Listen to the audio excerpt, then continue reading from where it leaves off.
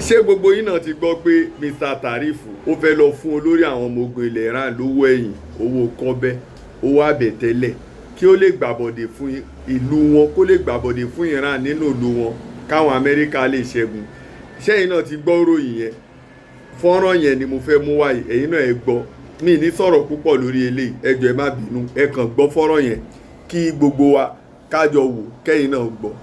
Let's begin with the breaking news. Did President Trump attempt to bribe the head of the IRGC, the Iranian Revolutionary Guard Corps? Yes, it is. And it is a bombshell, Judge. And Larry and I got confirmation and reconfirmation earlier this week. We've been on this since Monday. And yesterday we did a show together where we reconfirmed when we exposed it for the first time the mechanism. Basically, this was a back channel opened by Tulsi Gabbard in May, so 3 months ago, under orders of Trump and J.D. Vance. It was via Nirshivan Barzani, the president of the Kurdistan regional government in northern Iraq. And this was a channel specifically to contact Ahmad Vahidi, the commander-in-chief of the IRGC. So this channel was dormant, nothing happened in May. But the channel was there, was established, nothing much happened for 3 months. But then a few days ago, Trump reactivated the channel, once again via Barzani in Erbil. There was a secure line connecting the US to Barzani in Erbil. And once again, targeting Vahidi.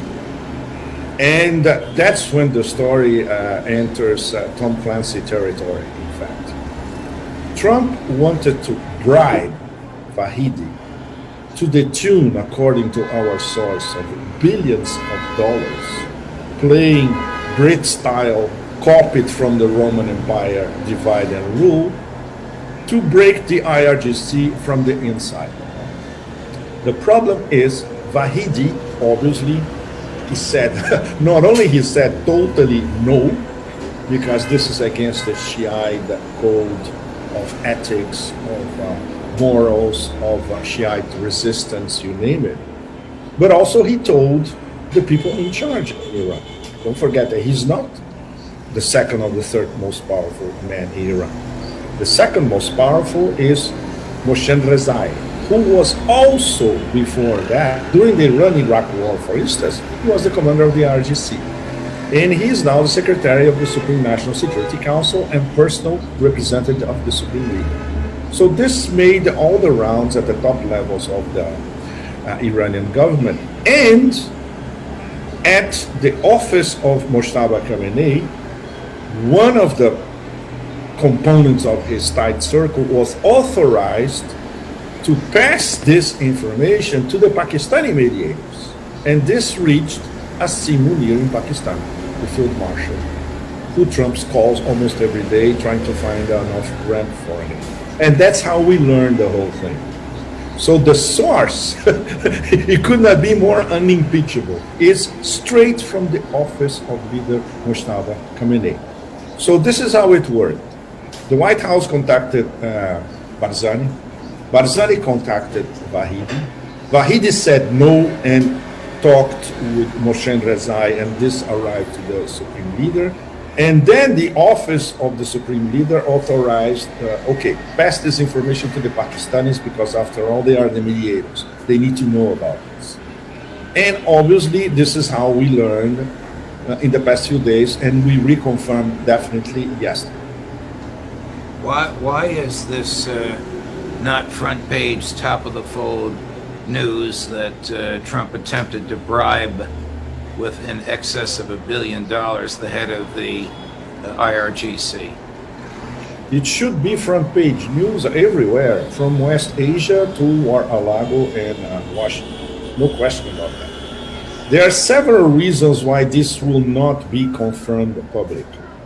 First of all, the IRGC is very reticent to share this kind of information. This is extremely sensitive information, which they guard for themselves, and of course they share only with very, very close partners. Second, they know that there will be repercussions if this goes out globally. And obviously, the American empire is going to become even more deranged than it already is. So none of us are expecting any public confirmation of this information, but we stand by our source. And Larry and I, we talked about it, and that's it. Coming from this kind of source, that's it. It's unimpeachable. And obviously, the source would never lie about it, and the Pakistanis will never lie about it because they have interest to preserve the diplomatic channels. Not only a diplomatic channel with the US, by the way, started to bomb. The West is starting to bomb the Pakistani mediating channel. But they want to keep the channels open with the Iranians because this is of interest of Iran, of Pakistan, and especially China. Because China has been in the background all the past 2 months or during the Dead Cat MOU life, because China was basically talking to Pakistan, do anything to try to get a break and get the Americans back on the table.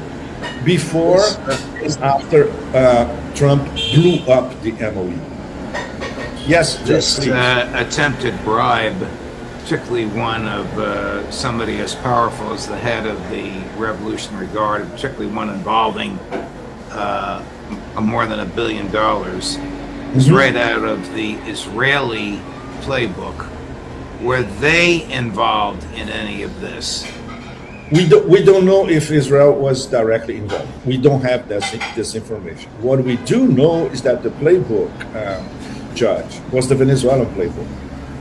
The problem is nobody at the Trump administration is cultured enough to make the difference between corrupt Latin American elites, not people.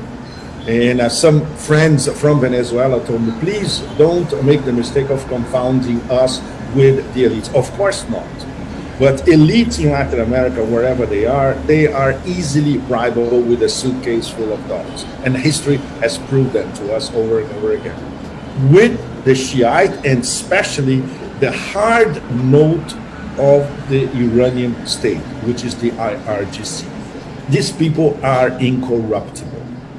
Whatever their other faults, we're not commenting on that, but they are incorruptible because they see themselves as on a mission to defend Iran from an existential foreign threat, and they're acting accordingly. And on top of it, Judge, the Trump administration went after the wrong guy. Right. The really powerful guy is Mohsen Rezai, is not Fahidi. Mohsen Rezai is over let's say micro and micro managing everything concerning military matters, and of course in direct communication with the leader full time. After all, he's the personal representative of Moshtaba Khamenei. He was appointed only less than 2 weeks ago to this post. Wow.